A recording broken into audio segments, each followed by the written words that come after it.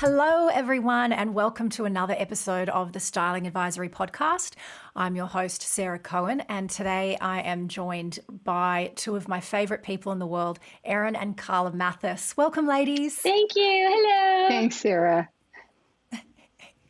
So again, I'm going to provide an introduction for those of you that might not be aware, but Carla and Erin Mathis are the co-founders of the Style Core, which is an international leader in the image consulting and personal styling industry, providing both accredited training courses, mentorship, and tools for image experts, as well as serving clients directly.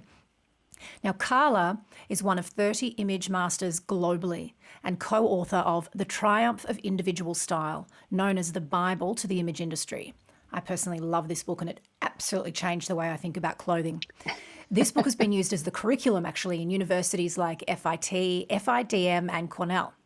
She's also trained and mentored leading image experts worldwide over 40 years and is still going strong.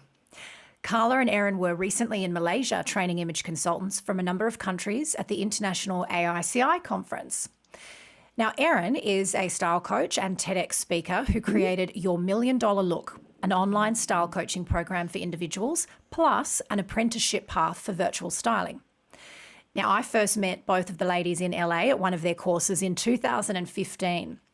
And then the three of us partnered together in 2020 to create and launch Going Virtual, the ultimate program for global styling success. And we've been honoured to train nearly 300 style experts worldwide to expand their virtual styling services. In today's episode, we're excited to bring you a wealth of wisdom from Carla's 40 years of serving thousands of clients. It's all about communication techniques for connecting to the soul of your client and making a lasting impact. Because when you master the art of communication, it will help you gain client loyalty and it will help you excel in your business. Yeah. So this is what I like to call a session with the Oracle. Carla, we're going to be tapping into your genius. All right. So I'm going to start with the first question. What would you say is the most important technique for connecting to the soul of your client? You have to listen. There's an art in listening. It's not listening for the ability to step in and say something. It's listening to really know. And if it's not clear, then you say, tell me about that. How was that for you? What does that mean in your life? So it's the open-ended questions that you ask back so you can listen to who that client really is, not who she thinks. So do you mean that... Go ahead. Do you mean that, I guess most image consultants would ask a question like, what style do you gravitate towards? Or what's your favorite color? Are you saying that we need to delve deeper and not just take those surface level answers? Absolutely.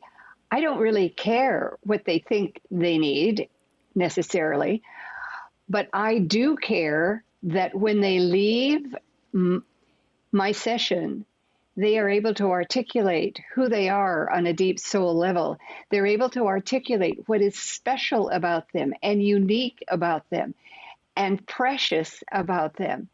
And when they have that, it changes their life.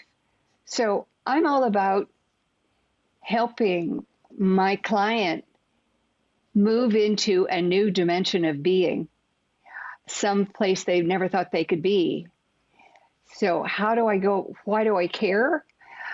I care because I think we're in a world culture of the unaffirmed. Our clients have not been affirmed, or they would not need to come to us. So what do I mean by being affirmed? Well, here's a question I ask my clients. So and I do this very casually, on a scale of 1 to 10, how effective would you say your primary caregivers were in affirming your being, not your doing? Being, just that you came into their life. How precious did they think you were? And that's a startling question. So, as a stylist asking that, you have to be ready with Kleenexes because it often means tears. Because more often than not, the answer is 2 or -2. And here's the trick. As a stylist, you don't go, oh, you go, wow. Tell me about that. What would it have looked like if your primary caregiver could have said something that was affirming to you? I don't know. Yes, you do. Please just go quiet and think about it. What would have made you feel special as a kid? Well, I guess maybe just giving me a hug and saying I'm wonderful or I'm precious or they love me. Wow. What did you hear instead? I don't know. I was stupid. I needed to get better grades, or I'm glad I was an athlete. Or so it was doing things you were affirmed for doing. Yeah, I said, well, actually, what we're about today is having you articulate who you are, that special gift of who you are, your being. How are you designed to be? Who are you? And let's celebrate that. Yeah. Yeah. Go ahead. I want to jump in here because I love this. Carla just dives straight into the deep end. She's like, we're just going deep. This is deep style therapy identity. Share your trauma immediately. Share your trauma. It is. I want to give a little context. This is my role. I give context. She does have the client fill in an intake before they even come into the consultation. So she has reviewed that. She's asked some of the basic questions. What are your goals? And there's a whole list of very important questions that you need to ask. And we certainly could talk about some of those questions today. But when they arrive, so that's first, we're going to set that foundation. And then when they arrive, Carla tends to go very deep into the soul and connecting. And one of the powerful ways she does that is by really listening and drawing out who that person is. It takes time, patience, and a gentle approach. But if you don't do this, then the results can be short-lived or not really connected with the soul of the client. And they just kind of feel like, that didn't really get to it. The result of gently going deep and affirming their special qualities is that they fall in love with you. They think you're the mother that they never had. They're so grateful. And it is a special bond. And mostly when I train image consultants, I say, you don't have to know everything. You don't have to play God. You don't have to have all the answers for your client because your client has all the answers. They just have forgotten or never paid attention. They've never been made aware of who they are and how special they are. So as you collaborate with your client to discover what they have forgotten, then you become the mentor rather than the authority that's, I'm going to tell you who you are and you are going to look this way. No, the client then is empowered to take charge of who she is and step into trying new things that will support what she's learned about her special qualities. Does that make sense? Beautiful. It does. It does. I guess the first thing we're going to do is find out from you how you set the scene for your consultation in terms of communication. I know, and most people listening know or are familiar with, a client intake, the general questions that you ask someone before you work with them. And they are presumably quite surface level, I'd imagine. So can you take me through the questions that you ask at the beginning and then how you kind of shepherd people into a deeper, more fundamental personal conversation? Perfect. I'll jump in and I'll start answering this question. Then Carla will take the deeper waters. Over 40 plus years of consulting clients, she has mastered or really identified what are those questions that the client needs to consider and share information about before they even come in. So we have these in our online intake forms, and actually anybody who's in our Going Virtual program gets that template for the intake with all those brilliant questions. But I'll just kind of quickly touch on those here, which is like, what are your personal goals for your style and your self-image? How do you want to be perceived? Which areas do you need the most help with? What are your biggest style challenges? We get into their lifestyle, like what's your current role? Are you satisfied with that? Are you trying to move into something else? And what is that? Any cultural considerations? So those are some of the initial questions, so we can just have an understanding. But then when they come in, there's this deeper process of really listening to them at a heart level and connecting. And maybe, Carla, you can share some of those deeper questions that you ask as you're getting to know the client. One is, if you had a magic wand, what would you change about your body, if anything, if you had that ability?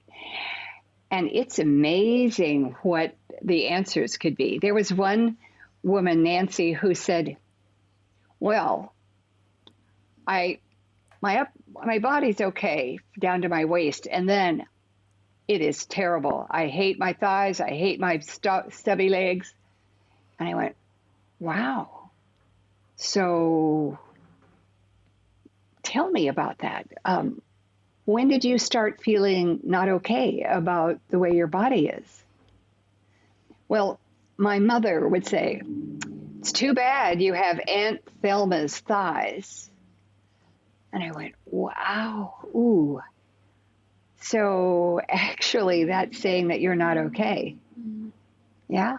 So this question sort of helps you hone into what are their image issues. Yeah. Where are they stuck? Where do they not feel good? Because if they had a magic wand, they would change something, right? But there is no magic wand. Our job is to help her see, or my job was to help her see what's beautiful about the body the way it is. So I asked her, tell me about Christmas trees, the shape of Christmas trees. What do you think of that? I love Christmas trees. Isn't that interesting? Because your body has the same qualities, the more delicate in the upper part of your body and a little bit stronger and more substantial in the lower part of your body. And if you wear garments, let's say like a halter in your top, do you like halters? I love halters.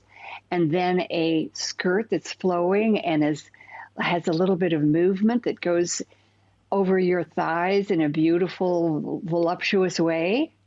What do you think of that? Oh, that'd be nice. So I helped her see that her body is okay. It's just she can't wear a pencil skirt. Yeah. And that's okay. Not every tree is a Christmas tree. There are oak trees and there are redwood trees. So it's finding images to help the client understand what's beautiful about her. Or him, yeah. And that is so clever and nuanced, because not only are you asking about body issues, which I would assume most people would, that would be part of the classic intake. What parts of your body do you typically try and camouflage or highlight? What do you love? What do you not like? But to be able to get the person to really question what it is, why they feel the way they do on a deeper level, sharing comments they've received growing up, and then being able to swap out the image that they had of themselves and align it with a different image, in this case, a Christmas tree, which is so clever. And it reminds me of your book, The Triumph of Individual Style, the way that you describe body shapes and facial features and bone structure and hair and everything likened to works of art and different shapes and angles is fascinating, and immediately removes that need for feeling like something is either good or bad or too fat or too thin. And it just is. It just exists. And we just need to understand the line and shape of it and dress it accordingly. Is that right? Absolutely. And when you do, then you're celebrating the way you've been created. You know, I sometimes have asked some groups if it would be appropriate. I'd say, you know, okay, what areas of your body would you change? And everyone has something. And then I'll say, well, just imagine going before the creator of the universe, the creator, if you believe in such a thing, that you are created, and saying, excuse me, I think you made a mistake here. I don't like what you did. You should have bigger breasts. And the reality is that would be so absurd. Well, first, you know, I mean, we can't do that. So we might as well change our perception and see the way we are, whether we have more weight than we want or less weight than we want, more height than we want, less height we want. It doesn't matter. We need to see each part of us as a beautiful whole that is asking for clothes to cover in a way that communicates to the world that we are special, that we honor how we've been created.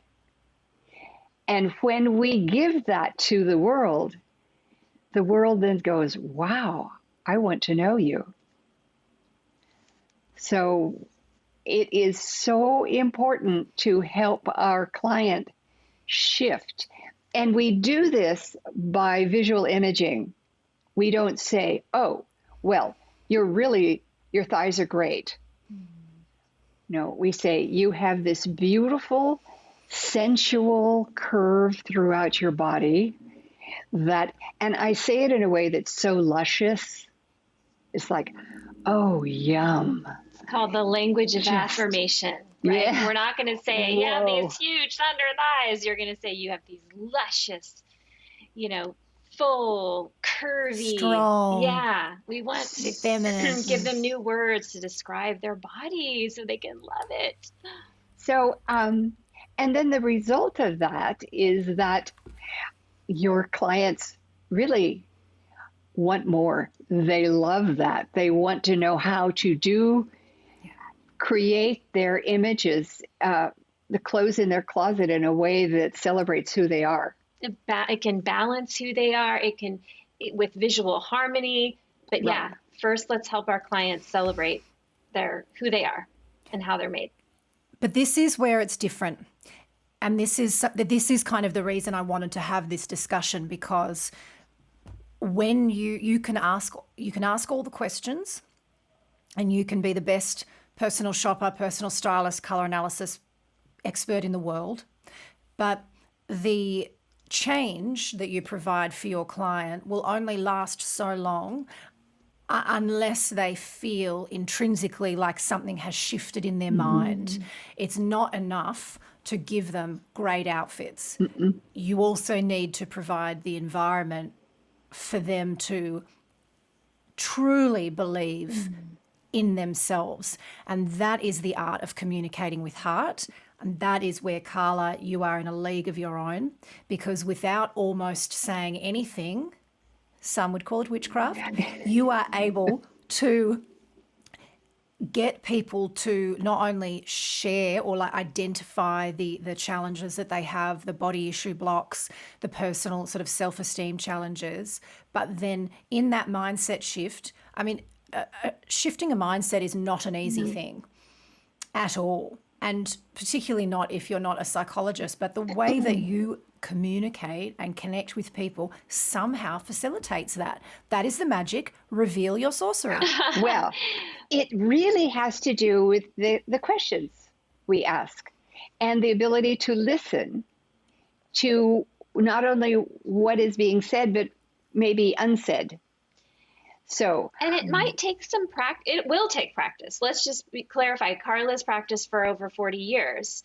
So for those of you listening, yeah, you don't get it instantly, but it's something you can begin to practice. How do you reframe? How do you speak to your clients? How do you help them shift their body image? Because everybody's coming to you because they want to feel good. They want to feel beautiful and attractive. And this is one of the ways that we are going to help them shift into that. Yes, the way they dress and their colors, but also their mindset. Yeah.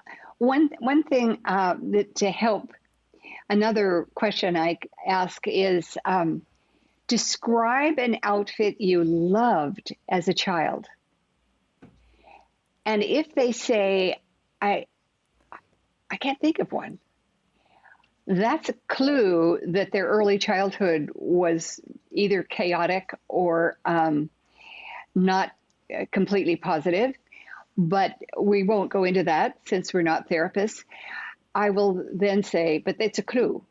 So I'll say, wow. Wow is a great term because it doesn't really have any judgment to it. So say, wow. Yeah.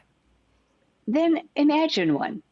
What would you imagine as a fabulous outfit when you were like 4 or 5?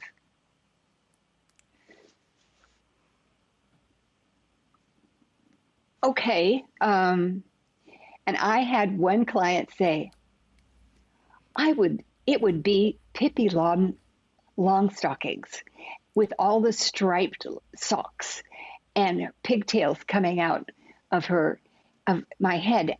I would have loved to look like Pippi Longstockings. Now, what's fascinating is that this woman was in her 50s, and she kind of walked like a Pippi Longstocking might have walked. And I said, wow, that tells me that you might need to have a little tease or something kind of quirky in your outfits now. How does that feel? I always ask, how does that feel? Wow, yeah. Oh, that'd be fun. So that would be something to work toward. So those qualities of a favorite outfit as a child, or even a favorite outfit now, we need to pay attention to that because those are giving us major clues about their style qualities that are from their heart, not just from their head, from their heart. The outfits as a child are really important because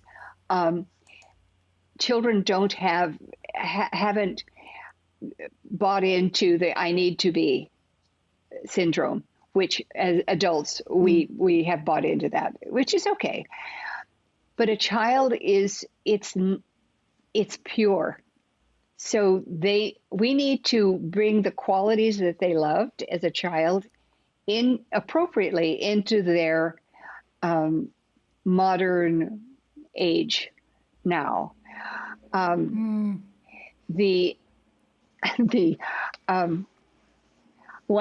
couple of clients that just really can't imagine, I will say, then I want you to create a Pinterest board of all the fabulous children's outfits that you as an adult would have dressed yourself as a child. Interesting. I bet no one in the world is asking that except you. No, that's true. It is profound. And then I want them to share that Pinterest board with me because those qualities then can be translated into their adult wardrobe. Carla, what would you say about this then? As a child, I saw the gold shimmery long sign that said Merry Christmas. You know, those kind of like, it's like a sash or like a long thin sign you hang up. It might say Happy Birthday. This was gold fringing that said Merry Christmas. I might have been about 8. I took it down. My parents had just put it up. I took it down and thought, no, this is a fabulous dress. And I just wrapped it around myself. And there's a photo of me just sitting effectively topless with a Christmas decoration as a fabulous gold skirt sucking my thumb. Fabulous. Well, then you need shimmer. You need Drama. glimmer. Yeah. You need a little drama. You need to have fun with your clothes. Yeah. But shimmer and Tick, gold tick, and tick. you being Yeah. just very Not you can't be expected. You have to be unexpected. There has to be some qualities there. right. Yeah. Yes, yes. Now I'll tell you why that's true. I actually, a lot of my friends will go and shop at a beautiful dress store and they'll buy one dress and that's what they wear to a function. I prefer to take different pieces and put them together like a puzzle. And I almost don't get the satisfaction of that if I'm just putting on one item of clothing. It's like I like it to be almost a craft project. And that feeling of being known, and also how nice is it to be asked a question of yourself in an age where everyone talks about themselves. But those types of things, that little connection you're making is ultimately why I will not only keep coming back to you, but why I will have a long-term transformation. They trust. They've been heard. They've been seen. The deeper qualities have been drawn out. And we help our clients remember who they really are and then express themselves authentically. So let's get to the specifics of communication so we can help people today that are listening to the episode. What are some really helpful phrases that focus on communicating with heart? And then we'll ask you what are the phrases that are most unhelpful. Okay. The most helpful one is wow. Not wow or wow, but just wow or tell me about. How was that for you? Or my experience of you is that you have this lovely, sort of graceful manner of speaking, what I'm hearing, and of your movements. I really want to see that in your clothes, that have some fluid movement. So I just want to clarify, as opposed to you are this, that, or the other, you're saying my experience of you is. Yeah. It's then another phrase I sometimes use, especially if there's been some ahas that I really had a terrible childhood because I wasn't affirmed. You'd say, well, getting dressed is healing work.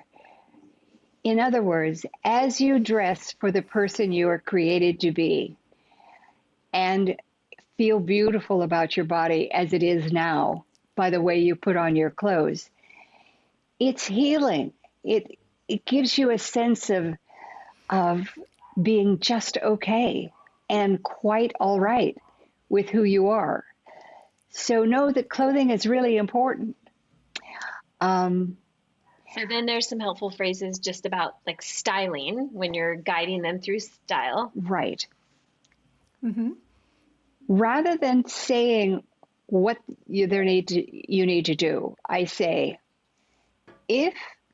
when you choose to wear this amazing pink that makes your eyes sparkle, but you don't like it because it brings so much attention to you. If you choose to do this, know that you're going to be noticed, but it's being noticed as beauty, as a bouquet of flowers that comes into the room. It's not that you're not okay. It's that you're beautiful and you're giving a gift. You might not choose to do this, and that's okay. So other phrase you might try, my sense is, or I'd like you to try. One suggestion I made to a client that was uncomfortable about a bright red that was gorgeous on her, I said, get red underwear. Just wear it in your underwear and see how it feels. Make all of your clients' responses okay, because it's all about her or him being okay.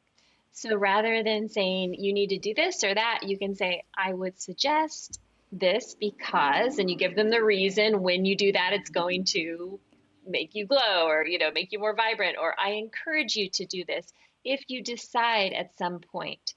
So you're not just commanding and declaring. You could say, in my experience, I find that this works. Let's take a look at that, or let's reframe that. And then some unhelpful phrases. Do you want to say these? Yes, unhelpful phrases are really anything with judgment. Wow, that's terrible. Or, you need to do this. You just need to wear that red because it looks great on you. Or I think you should. Right. Or the really no is, please do not ever say, oh, well, I did this, or that reminds me of my sister, or this other client. Yeah. No, think of going into the doctor's office. How would you feel if he, rather than focusing on you, said, oh, I had a patient just the other day that it was sort of like that. No. You are a professional. You never bring in anything personal. Maybe unless it's a teaching moment. If you say, I had a client that this worked for her, you might try it. But it's sort of like, instead of just saying, oh, that reminds me of this, yes, or that reminds me of that, to connect, as some kind of touch point. That's not really the point. And it's tempting to do that when you're trying to create a connection, but that's not the way. So you would only do that if you wanted to maybe have a lesson or a learning or a guide point. Yeah. This reminds me. Not just a relatable, like, oh, All of these ahas that I am putting out here, I learned the hard way. For instance, I had this man who was having his wife brought him in because she didn't like the way he dressed. Well, they had a problem anyway, but he to me looked like Robert Redford. And I said, you look just like Robert Redford. And he went, I hate Robert Redford. That's a famous, for those of you who don't know, he's a little old school, but it's famous actor, very good looking, and handsome, many people's opinions. So that he hated. What I learned from this was, do you know the actor Robert Redford? Oh, I can't stand him. Right. Well, there's a little bit like your hair is similar, but you have a much more definitive style than he does. You back out of that. So you can ask a question. Do you know, like if your client looks like a Grecian goddess? Actually, I had one, and she had a very large nose, and she hated it. She kept trying to hide her nose by going like this. And when I worked with her, I said, after a while, I said, tell me about your nose. She said, I hate my nose. I said, wow, okay. Well, actually, it's really quite dramatic. So it allows you to do really dramatic hairstyles and quite dramatic, exciting clothes. How would that be for you? I don't know. I said, well, would you like to experiment and see what is happening if we try that? So maybe you'll begin liking your nose, even a little. And she said, yes. So we worked it took a while, with hairstyles and with clothes, deeper necklines. I worked with her how to walk. So she walked like a princess or a queen, and her hair back, bigger, huge earrings. She looked fabulous, and she felt fabulous.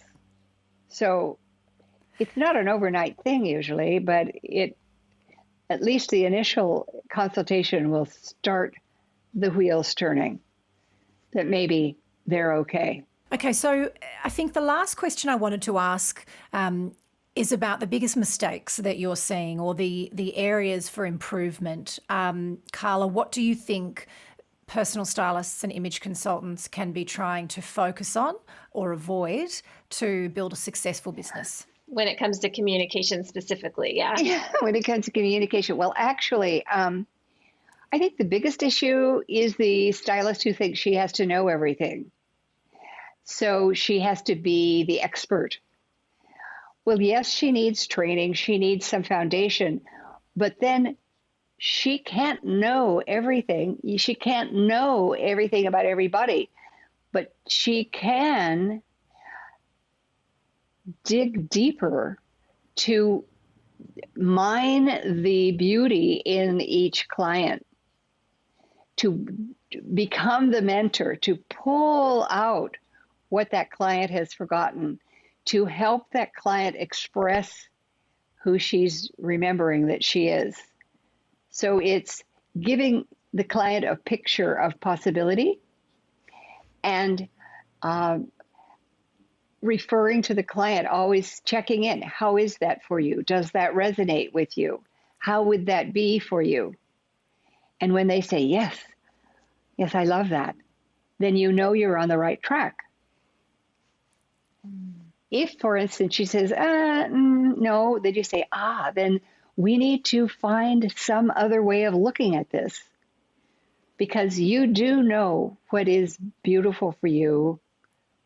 I am here to help you give the words to that. Yeah. And with color, even like with color analysis and communication, the same is true. You're not just going to prescribe a palette. No. You will guide them, you will bring them into the range of colors that can work, but so much depends upon their personality, their voice quality, their movement. So again, it's that interactive of help drawing out what they like in their heart. So you're not God, you're not just prescribing it all, but you're drawing the client into those decisions together. Right. Yeah. That's the most important thing, is to know that you're a collaborator, not the oracle. Like you. No, just kidding. Right. There's only one oracle. But I collaborate. Oh, ladies. Yeah. That what a beautiful way of serving clients, Carla. And I know every person that works with you feels the same. You're such an inspiration on so many levels, but the way that you make people feel is very rare. And more people should be doing more of it. So thank you for sharing your wisdom. I think I just want to second that and just say I get to hear the stories from people who tell me consistently, like, it's life-changing, it changed my life, and they will keep coming back. So that's why this is a pivotal, foundational aspect of a successful business, is being able to communicate to the heart and soul of the client. Mm-hmm.